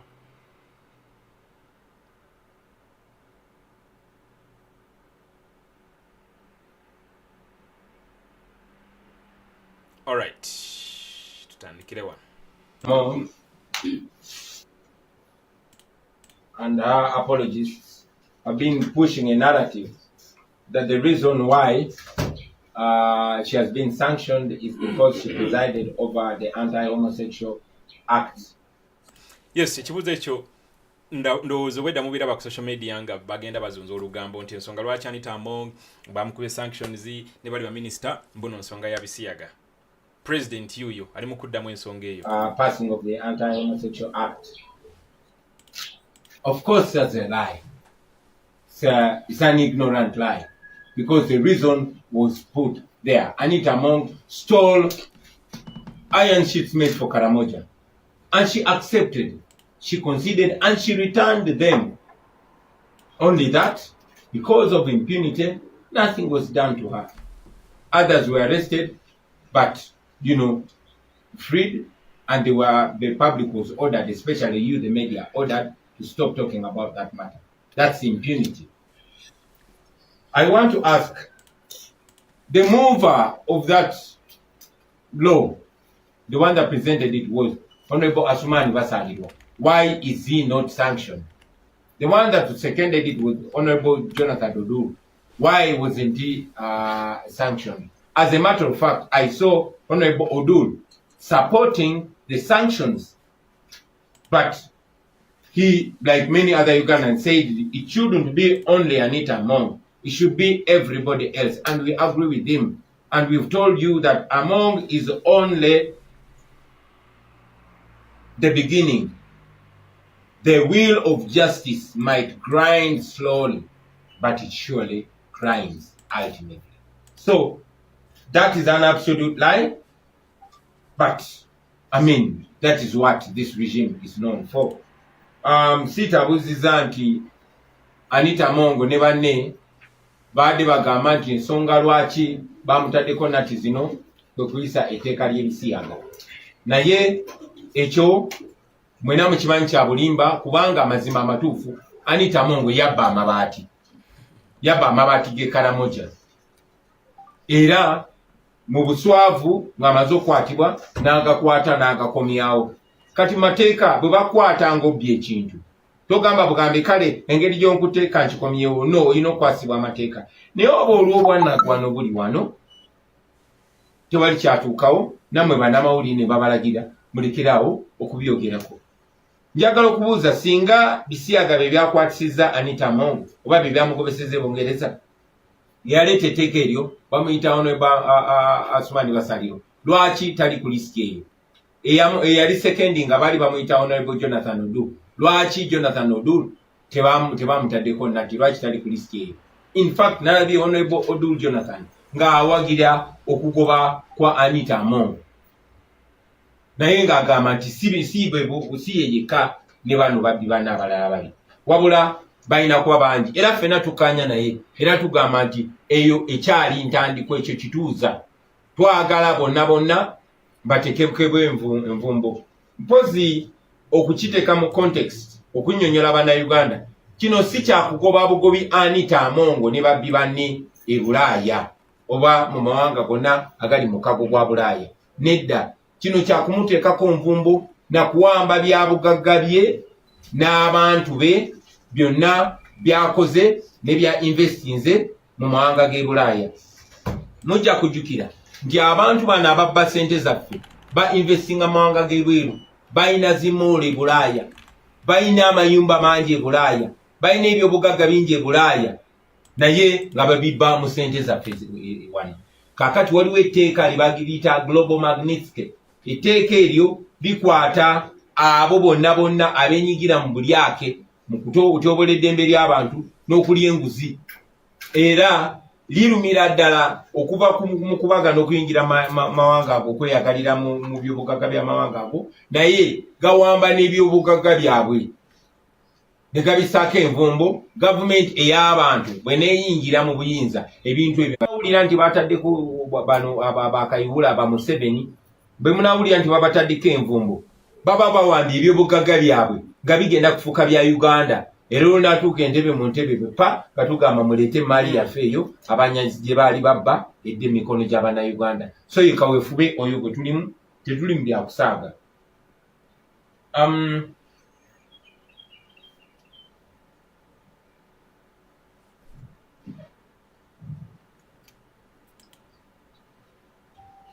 waliwo abuzza nti waliwo n'enjogera egamba nti ebyo byabadde byakoleddwa olw'okugenda kwange ennyo e Bulaaya n'okusinkana n'agamawanga n'abakulembeze b'amawanga ago Uganda gekolagana nabo naddala ago agabadde gasinga okubugirira gavumenti ya Museveni sente. Ye kituufu ate sinze nzekka ne bannaffe abalala abo ababeerayo eyo mu diaspora abakola emirimu egyo nga tetuliyo naye nange bwe ŋŋenda baŋŋenze kuteekako sitampu. Waliwo enjogera gye baadde bagezaako okugamba nti abasuubuzi okubonaabona kwabwe kwavudde ku nnatti eziteekebwa ku babbi ku bantu abababba. Ekyo mwe temulaba nti kyabwewussa. Abasuubuzi babonaabona olw'emisolo egibwakaligibwa nga gibakaligibwa bano ababbi abakozi ba Museveni nga gibakaligirwa basobole okufuna sente ze baneegabira. Ono tumuwaddeyo obukadde 1,000, ono tumuwaddeyo 5, ono tumuwaddeyo meka, neno Anita Amonga ayagala biliyoni meka. Ezo sente babanzi be Museveni buli lunaku akozesa biliyoni 2. Agenda n'ekibaasa ekyokugaba buli walaga. Ebyo byonna bikolebwa mu sente zammwe ez'omuwi w'omusolo. Babakaliga emisolo gye mutasobola, tegizimba nguudo, tegizimba amalwaliro, tegikola ku byanjigiriza, wabula gikola ku kubanyigiriza na kweyagala kwabwe. Kaakati ekyo kitwagala okusitopinga era ndowooza mulaba tutandise ate tukyagendera ddala mu maaso. So abasuubuzi tebabonaabona lwa nnatti ziteekebwa ku babbi. Abasuubuzi babonaabona olw'emisolo egibakaligiddwa. Omukyalo omu ambuuziza nti nja kiddamu wadde tekiri ku mulamwa n'omulundi n'ogumu. Ambuuziza nti ekya Dr. Besigye okutambula mu ggwanga kindekawa. Kinsanzeewa. Bwe kinsanze bwe kindeka. Nze no nkyaniriza nnyo kuba Dr. Besigye tukwatagana bulungi. Ffenna atulwanyisa nakyemalira. Ffenna twagala buli omu akwate bw'akwata okulaba nga tunafunya Museveni. So kirungi nnyo okutambulira nkunga ne bakulembeze bannaffe bonna bwe batambula kasita message baba batambuza eba yakunafuya oluvannyuma tusobole okusuula Museveni. Eyo njiwerokaminga nnyo. Mwabalina akatengo nsaba akatengo kammwe mukeesigalize. Ambuuza ku mwami Abedi y'abeera ayogera nti ntambula nnyo. Ntambula nnyo. Nti nninya nnyo ennyonyi. Simanyi oba waliwo emmeeri etuuka e Bulaaya. Singa waliwo booda esobola okuntuusa e Bungereza nga nnyina meeting zange nsobola ogirinnya. N'engeri gye tukozesa nnyonyi ze tukozesa. Ate kino si kipya nnyo ku nze. Ze emyaka egisukka 2 bwentyo bwe mbadde. Kubanga mbadde Bobiwine ebbanga lyonna abantu abamu bo balabye entambula nga ndi mukulembeze. Naye munansaasira basita bwe batyo bwe batera okubeera ate mbadde sita kumala emyaka egisukka 20. Abedi bwanika aweddeyo ndowooza. Naye ekibuuzo ekiriwo nti kino kiyamba kitya abawagizi ba NUP. Njagala mmanye nti buli wabaawo okunafuizibwa ku ludda lwa Museveni kituyamba. Buli mubbi omu bwe tumutema enteega kituyamba. Kati Anita Amongo enteega mmye, Kituutu enteega mmye, Nandutu enteega mmye, naye tekitumala. Twagala Museveni ye mubbi omukulu n'abo bonna baakola nabo. So tukyagenda mu maaso. Ebitwala e Bulaaya tuba tutugenze just kuyimba buyimbi. Newankubadde n'okuyimba tukumanyi. Tugenda ne tuyimba mwatu ne tukolayo ne kasente. Naye ate ne tuvaayo ng'ate mmwe tubatadde abanyigiriza bannayuganda tubatadde we balina okuba. So tetujja kulekeraawo kaweefube oyo.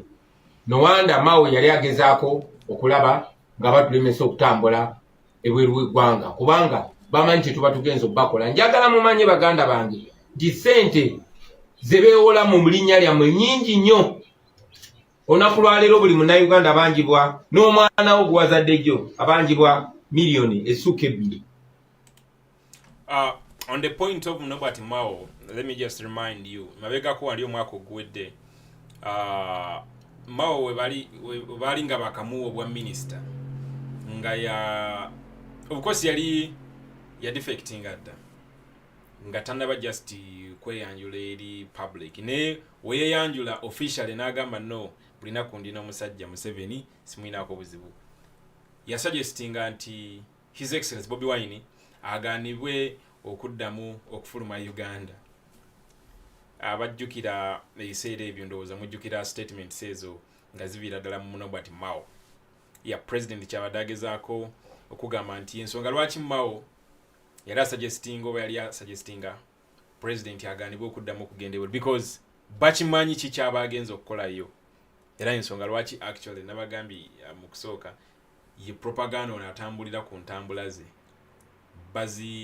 baagala nnyo ozeekuusiriza ku kintu ky'ebisiyaga nti agenza okusinkana simanyi basiyazi simanyi sente za bisiyaga and all that kind of thing such that abantu babateekamu zi code ezo naye of course zaagaana okukolera tezirikola because buli kimu kibeera ku kamera president kyaba agenze okubeera ng'akola ate nga bakyayongera okwewola bazeewola mu mannya gammwe mmwe mulina okusasula mmwe be baateekayo ng'omusingo sente ezo zeewolebwa kubanga eri babateekerawo ekifaananyi ekirungi kati ebyo bye mba ngenze okumenyaamenya gavumenti ya America ewa $7 billion buli mwaka billion si $1 million $9 million $10 million emu erimu billioni za wano 3 mu milioni 7 kati gwe kikubiseemu ekyo emirundi 1000 so njagala mumanyi nti buli bwe tugende Bulaaya buli tusinkana abakulembeze abo tuba tetugenze basaba sente tuba tugenze bagamba tetubasaze wano basaba buyambi tuze wano kubagamba nti mulekeraawo okuvujjirira okunyigirizibwa kwaffe tuli basanyufu tibuno obustepu butono babutandise naye twagala stepu nyingi nnyo ate nga mujja ziraba basebo ne banyana. Why doesn't the opposition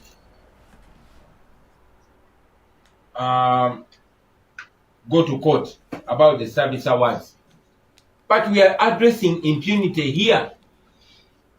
You know that our courts of law are impotent. You know that I am an artist and court pronounced itself about the pseudo ban on my concerts and ordered the regime not to interfere with my work. They disrespected court. My cars are still in Arua. My Tundra is in Arua and other cars. Court ordered that they give me back my cars. They refused. We have a constitution, we have the law here, but there's no rule of law here. So it's impotent. The courts are impotent. And until we liberate this country and all other institutions, we cannot have trust in these our courts. Bambuza lwaki tetugenda mu kooti ne tuwaba omusango ku lwa service awards naye era nkibazeemu nti kooti zaffe endiga yazitomera ekooti zaffe tezirina mannyo teziruma kubanga bazimalamu dda amaanyi naloopa omusango olw'okuŋŋaana okukola omulimu gwange ogw'okuyimba ekooti neeragira ebitongole bya gavumenti birekerawo okunnamisa okukola naye tebyagiwa kitiibwa. Emmotoka zange omuli Tundra baziwambira mu Arua zikyaliyo kooti yalagira bazinzirize beebaagano zinzirize n'ebirala bingi nnyo so tewali nfuga y'amateeka wano wasomye banyabo saagala twerimbe.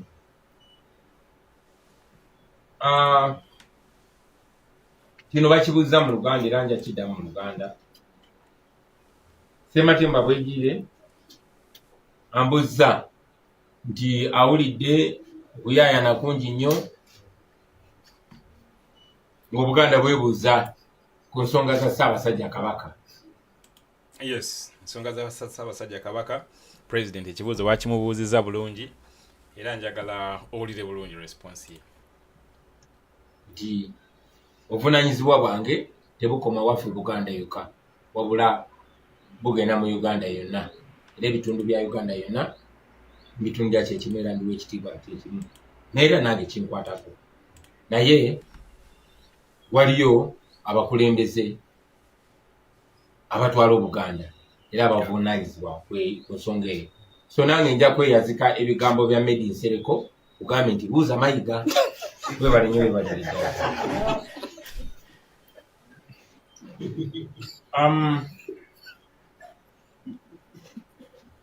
Amai kati museka ki.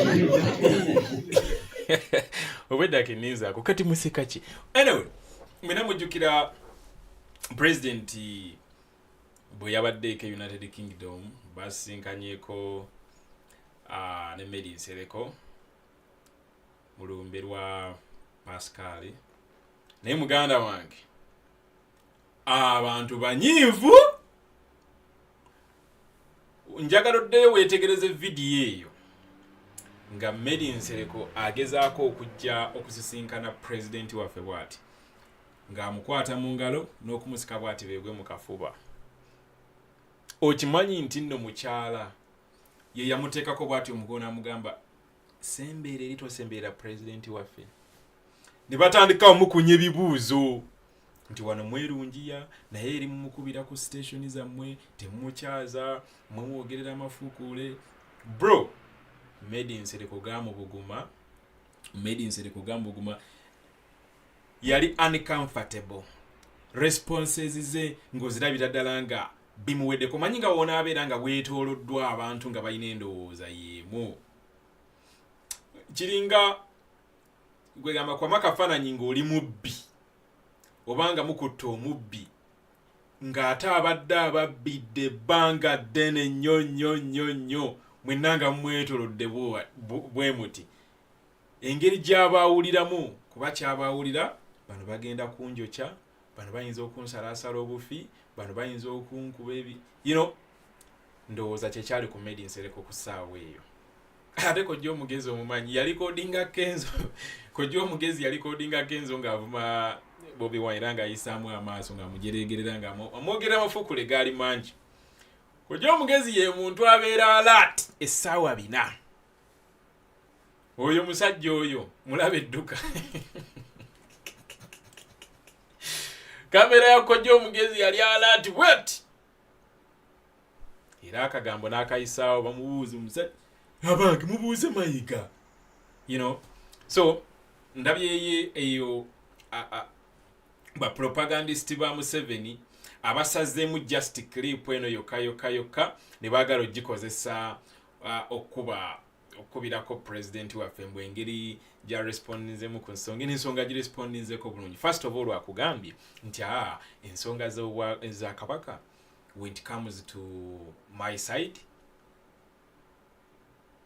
I'm responsible for all. In brief, is responsible for all Ugandans, not Buganda yoka. In brief. Ate nakutegeeza nti nno institution ena abakulembeze abakwasaganya ensonga ezo bulungi nnyo. Kibuuza kizze bulungi. Ate n'ebigambo si yabyogedde wabula agambye kaneeyambise ku bigambo bya Medi. Kati bana ba propagandist ba Museveni wano obeera nga akootinze omuntu. Ate woba okootinga omuntu tokyusaamu kintu neki. Weyateeka full stop wogiteeka, weyateeka koma wogiteeka, weyateeka weyalembekkerezaamu kye bayita okootinga omuntu, okweyazika ebigambo by'omuntu. Agambye bugambi kaneeyambise ku bigambo bya Medi. Kawulidde bulungi ndowooza. Ku nsonga za Ssaabasajja Kabaka nti obuvunaanyizibwa bwange tebukoma waffe Buganda yokka wabula bugenda mu Uganda yonna era ebitundu bya Uganda yonna bitundira kyeki.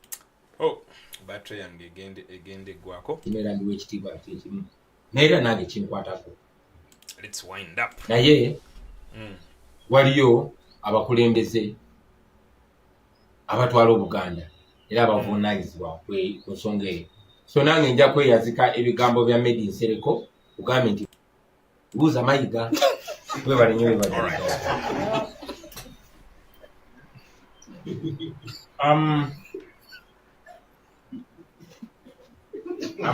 kati musesa ki Basika. Are you coming back in 2026? I am here. I was elected as president. I am the incumbent. Thank you very much. I hesitate to keep repeating myself, But I also know that there are those that are many times tasked to ensure that I put the names of some politicians in my mouth to give it importance. Yeah. But the issue of my former deputy president was resolved, and I wouldn't want to dwell on that because we have issues that are important right now, and I would rather concentrate on those issues. About Yes, ndowooza bannange ekyo nakyo ife abaweereza amawulire gano mu ngeri y'enjawulo eyo message president atagiddamu amubuuza kibuuzo kyokka yekka wabula badde addamu ffenna eyo ensonga twagibaringa era yaggwa buli tugikomyawo mu mawulire tuba just tubawe importance kuya ffe tuba tubayamba eyo ensonga yali zoluvingibwa era neggwa in brief ebyo byaggwa era byaggwa kiri very important kwa waliwo abantu abagala okulemezaamu naye ng'engeri gye balemezaamu ate bayamba buyambi. I always tell you guys there is no negative publicity and positive publicity. Tuli mulembe gwa social media. For those of you abayina platforms ezenjawulo mukimanyi bulungi nti mentions in brief when you write about something multiple times it appears in news feeds. Era any social media platform over TikTok over YouTube over Facebook any over X it recommends it in the news feeds. The more you speak about it, it doesn't matter whether negatively or positively. You get the point. So there is no negative published and positive published when it comes to social media numbers and the way the news spreads. So kyobo ino okumanya obanga tuyagala kintu kirabikire mawulire tokyogera ko kyesonyiwe. Kyenva mbakubiriza in sometimes nti togenda ku zi platforms z'abasajja bali ba Museveni ne bakyalibe. Or platform bayina, don't interact with them. You are simply helping their nonsense to spread. You shouldn't do that.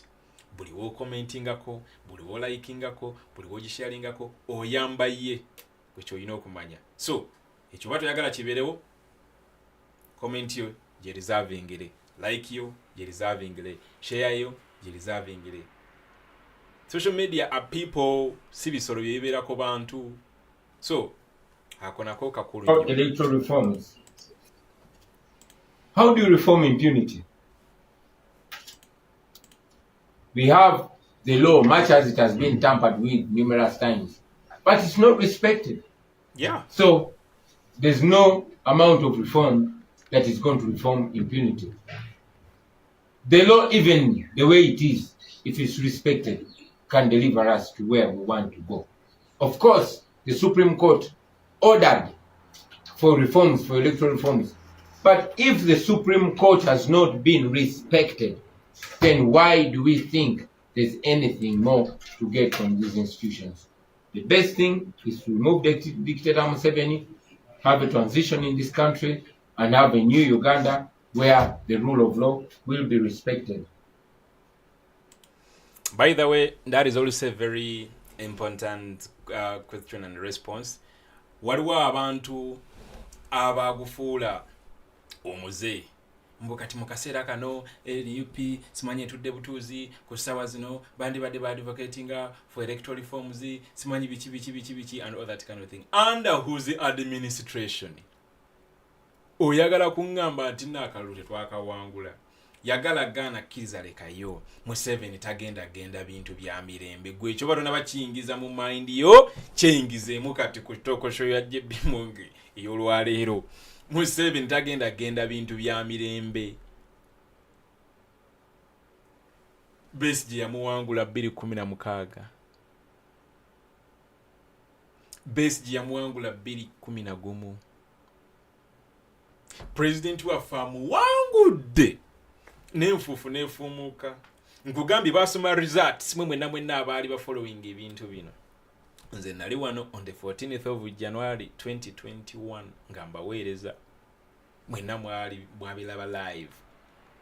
Eno platform nagifuula call center nga nkubira ba comrades abali eggulu nkubira abali Embale, nkubira abali Rakai, nkubira abali Bushenyi, kuba twali to deployinze everywhere. Obanga tuwabiraba gwegenda bugenzo otekemu search, searching video gye nakola on the 14th of January 2021. Ku lunaku lw'akalulu wennyini owulira amaloboozi g'abantu bennyini nga beeyogerera. Okitegeera. So, nawe byatuuka mu kulanga akalulu ne ono musajja omubbi wa Museveni w'akalulu kati aliko of course uli yali Badru Kigundu ne kati kuliko byabakamu. Bamweruza tusoma ne kennyini n'abuuza yakola bwati yasembera mu namubuuza why are the results the ones that have been asked to announce, are they the correct ones?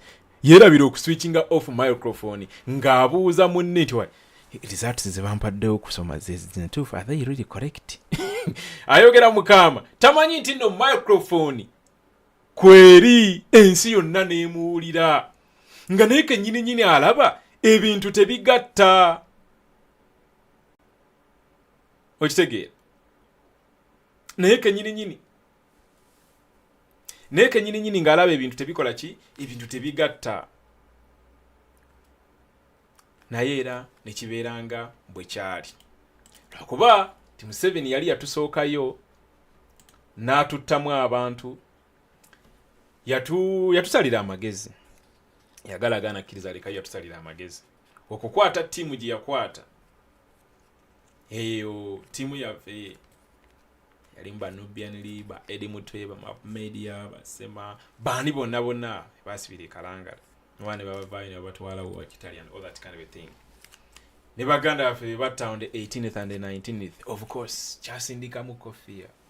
Yagalagana sikiriza leka. So era Museveni yamubalira akantu ako, yamubalira nnyo. So, yatusookayo n'atukola ekyo. N'ekyengezaako okulaga nti Museveni tagenda bya mirembe. Gwe nawe naawoza electoral forms mu kotizaani. Okitegeera. Of course, sigamba nti nno tetusobola kigezaako okuteeka at least making a statement. Naye nga gwe bumanya nti nno gwe Munnayuganda gwe. Ffe tugenda okuleetawo enkyukakyuka. Either by force or by force. By force. Tewali your option in that. At least we have lived to witness this. So, I like it when President responds like that. Kanda bo bagundi eno China ko battery na ekirabika mpeddeyo. Okay.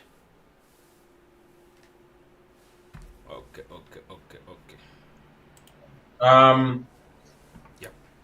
Yes, we cannot hesitate to talk about the next election because Museveni fears elections.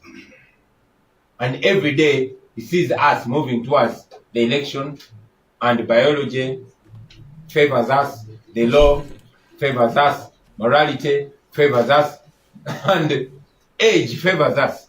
That is why he is trying to use all ways to scrap the election. We are not sure that we'll have an election because Museveni fears taking on anybody, especially myself, in an election. But if we are to go into an election, it will be a protest vote. Bambuzo oba tunagenda mu kalulu aka 2026 era oba twagala electoral reforms, naye nkugambye nti okuvuluga amateeka oba obwannagwano tebuba na ngeri gy'obutereeza. Ti amateeka nedda tugamenye bika tugamenye mu ngeri eno. Tekirina okubeerawo tetulina kumenya amateeka. Ekyennaku tetukyali mu mbeera eyo. So tuvala tubadde tubagamba tulwana okumakinga sure government ya Museveni egwa kati. Museveni singa ateekebwako envumbo kati, singa ayitibwa mu kkooti y'ensi yonna kati, tuba tumunafuyiza kati, era tugenda musuula kati nga tetunatuuka mu 2026. Naye bwe tuba tutuuse mu 2026 tuba twagala protest vote. Protest vote ke kalulu aka ekyo mukinkyusize mu Uganda. Ekisooka ak'okuzoganya. Ekisemberayo ddala I have been asked that Balaam asked for the list of political prisoners and missing persons. And after the list was provided, he asked us to write a document and append our signatures. What kind of nonsense is that? Kugambi. I think our friend Balam should be schooled about how the law works. He seems to suggest that there's no rule of law. He seems to suggest that the courts are indeed impotent, as I'm saying. In fact, useless. He seems to suggest that Museveni is a king, that Museveni is the Alpha and Omega, which is nonsense, which is impossible. Museveni can't pretend that way. He can have, bootlickers and praise singers like Balaam. He can have 1,000 useful idiots, like Namboze said, like Honorable Namboze said, but that won't change the fact that Uganda is a constitutional republic and we must all be equal before and under the law.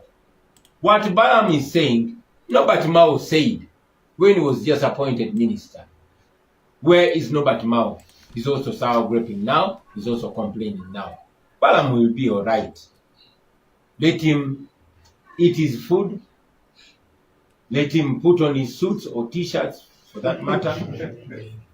But he should know that he's not the first to be used by Museveni. Mwami Balaam yasaba olukalala lw'abantu baffe abawambibwa ababuzibwawo n'abo abali mu makomera abatali musango. Newankubadde lisiti eyo yali yatwalibwa dda mu parliament. Lisiti eyo era yamuweebwa. Kakati ali mu kusaba kiwandiiko nga kiriko omukono gwange n'ogw'abakulembeze bannange. Naye ndi mu kwebuuza nti weewuusa bwa tayipu ki Balaam bw'agamba. Kyagamba ye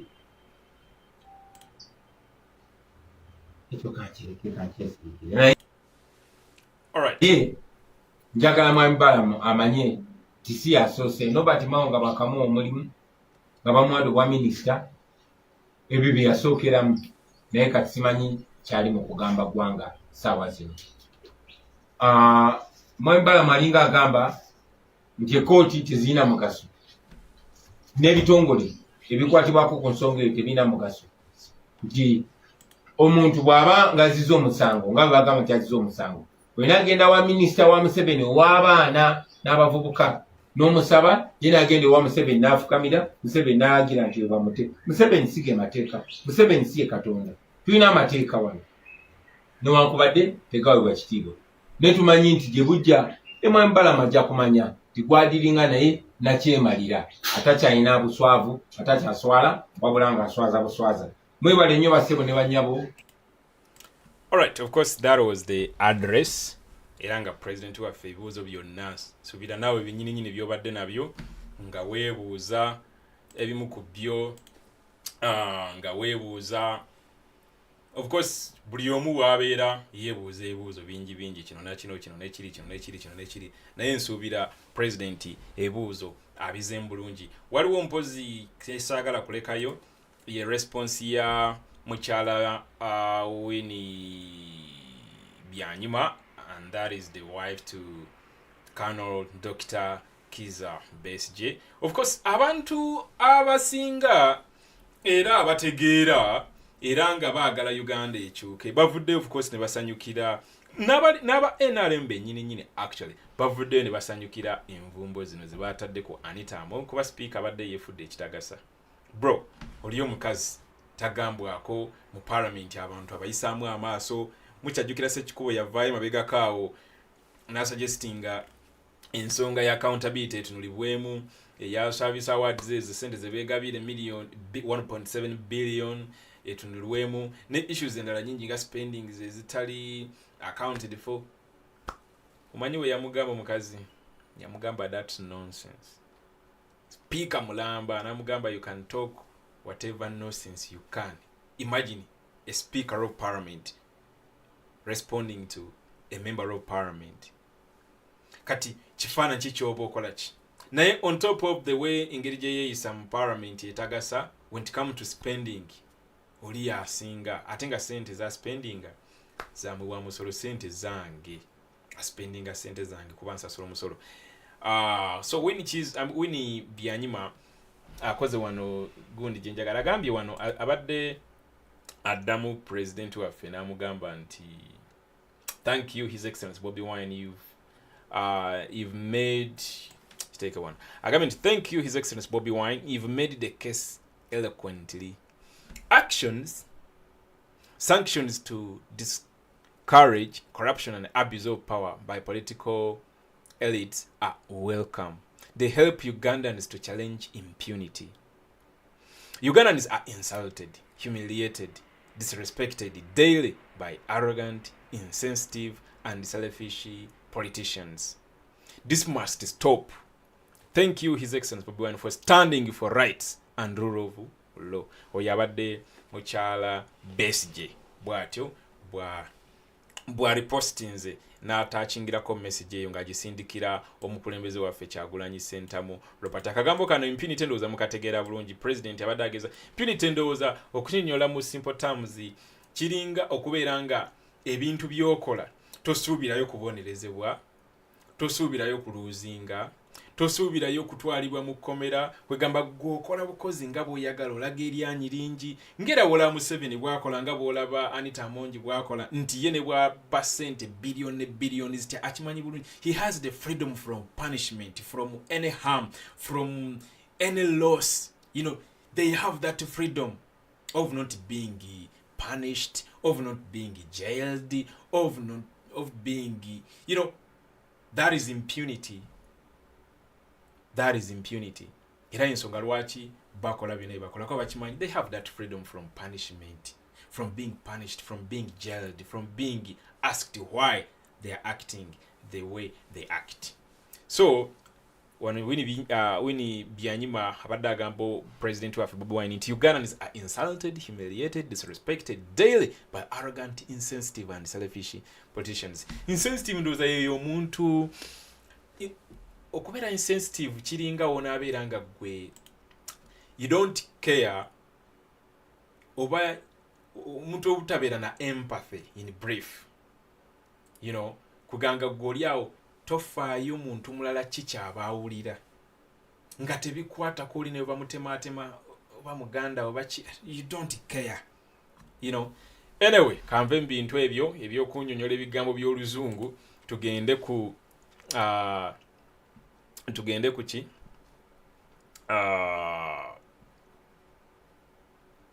tugende ku kiwano kyendekayo wano kikyendekayo wano ndowooza tewali byonna mbimazeeyo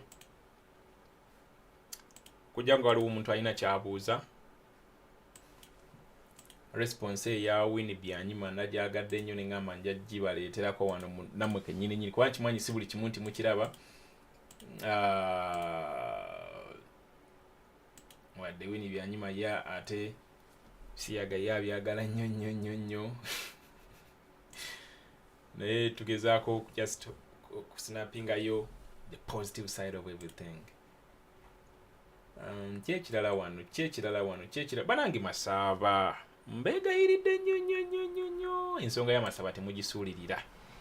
Mbeegayiridde nnyo ensonga ya Masaaba temugisuulirira n'omulundi n'ogumu.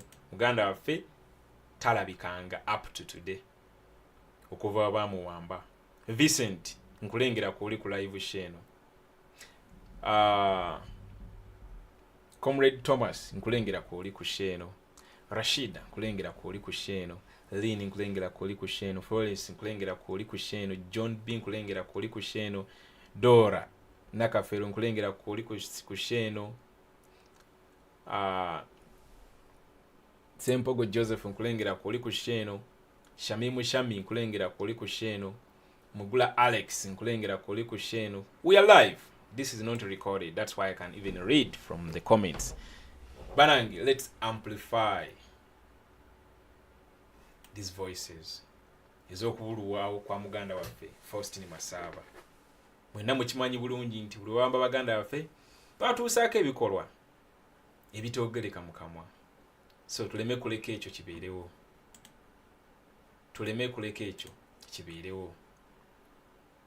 On a daily basis artist webake nenga artist okoze artist post singa 10 nga zibanja Comrade Masaaba.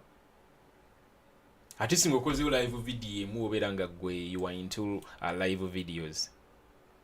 artist ng'olina kyoyogeddeko oba ng'oli ku TikTok ng'olina show gy'osanze ng'eri live n'oyisawo eddoboozi eryo. That's the best we can do. Tusobola okwekalakasa ku ma streets ag'enjawulo. Ono comrade munnaffe Masaaba Faustin. Odda onolowooza oba kati aliko ki musajja wattu. Ayogera gambye akola live, sobola okukola ku makya n'akola emisana, sobola okukola live nnya on a daily basis. Ate nga zonna ziri about the change that each and every Ugandan is advocating for. Abali sane, of course. So, tweberere mbaganda bange ensonga eyo tetugibuusa maaso. Philbert, ensonga eyo tetugibuusa maaso. Mbala wano mu comment section.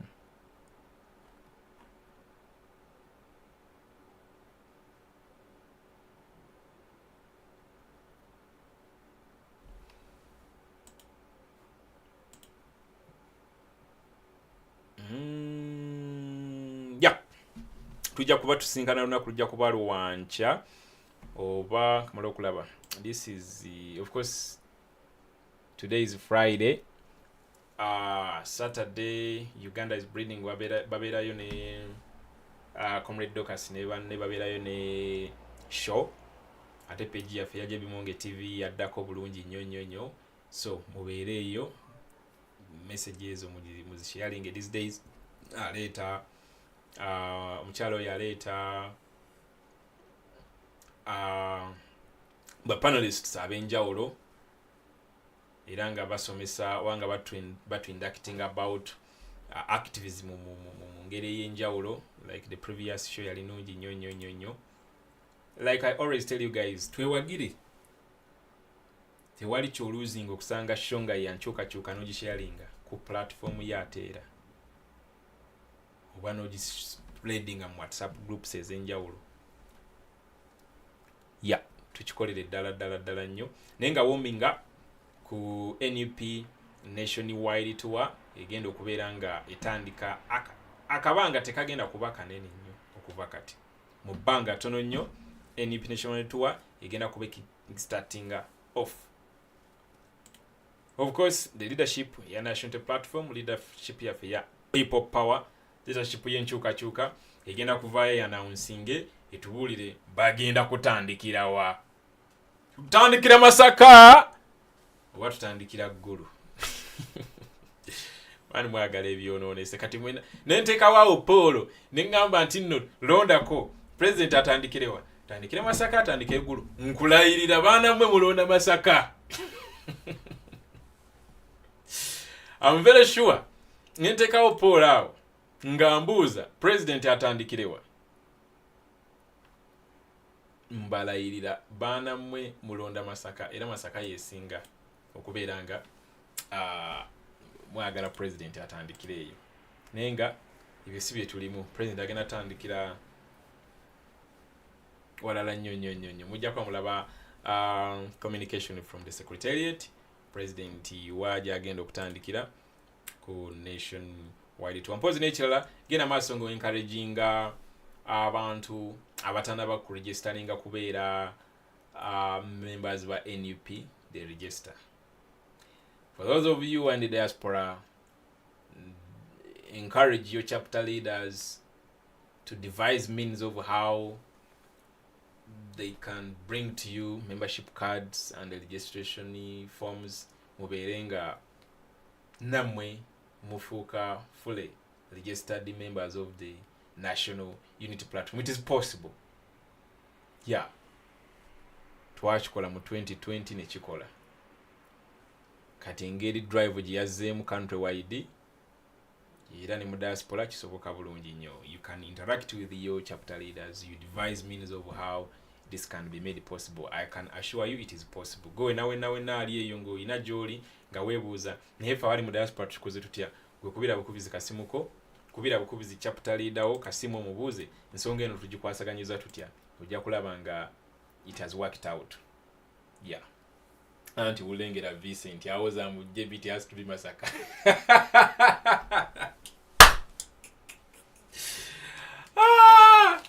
Ani omulala wano Olivia naye agamba mbu obeera ggwe.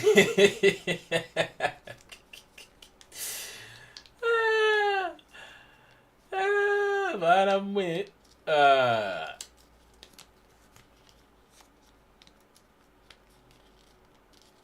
Okay. Balaba wano mu comment section mwe masaka mwagala violence. Kikati kiche mwagala okukakasa.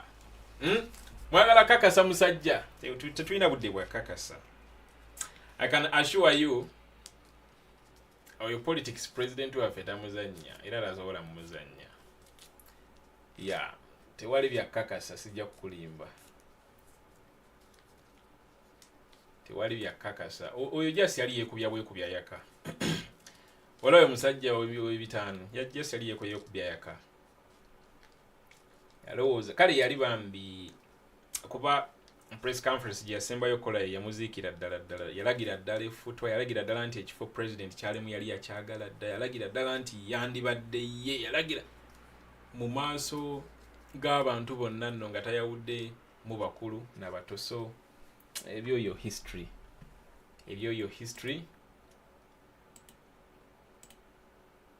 nga sinaba closing up kamale ku. Alright, lastly ye message eno okuva ewa diaspora leader, that is Daniel Kauma, about to comrade Masaaba kanji bayitiremu wano then tugalewo asheno. Daniel akugambye wano nti the Museveni military operatives have unlawfully abducted and held yet another Ugandan civilian, Faustin Masaaba, in a communicado for over 2 weeks without due process or charges filed. This is part of NRM's strategy to instill fear in the masses by targeting political opponents and supporters of National Unity Platform, charging them with fictitious violations. We demand for the unconditional release and justice for Faustin Masaaba and others like Olivia Lutaya, held in military detention for years without trial. The world must know that supporting the Museveni family means sponsoring the oppression of innocent Ugandans. It's time for the United States, United Kingdom, European Union, Canada, and others to stop enabling this injustice. Join us in taking a stand against the torture and the violation of the rights of Ugandans. It's time to raise our voices, protest, advocate for accountability, and fight for the rights of our fellow brothers and sisters in Uganda. Dr. Daniel Kauma, NUP Diaspora Team Leader, nateekako ne email ye. Nateekako ekifaananyi kya Faustin Masaaba, era nga omulabaawo. That is Faustin Masaaba. Mwenna mumanyi. Mwenna abali ku live talk shen. Mumanyi Faustin Masaaba. Ekyo tekinaako yadde nakulowooza. Gwewe nawe nanga tomanyi mwana ono. Gwe kwe mutima ogambe nga nalwawo kujoininga enkyukakyuka, kwagala enkyukakyuka. Naye ate weekubire mu ngalo nsonga wabuuse. Obanga tomanyi mwana ono. Obanga tomanyi Faustin Masaaba. Ebintu bino wakabiyingira. Yeah. Okay. Waliwo alina kyabuuza wano mu comment section, kandabe mu comment section wano.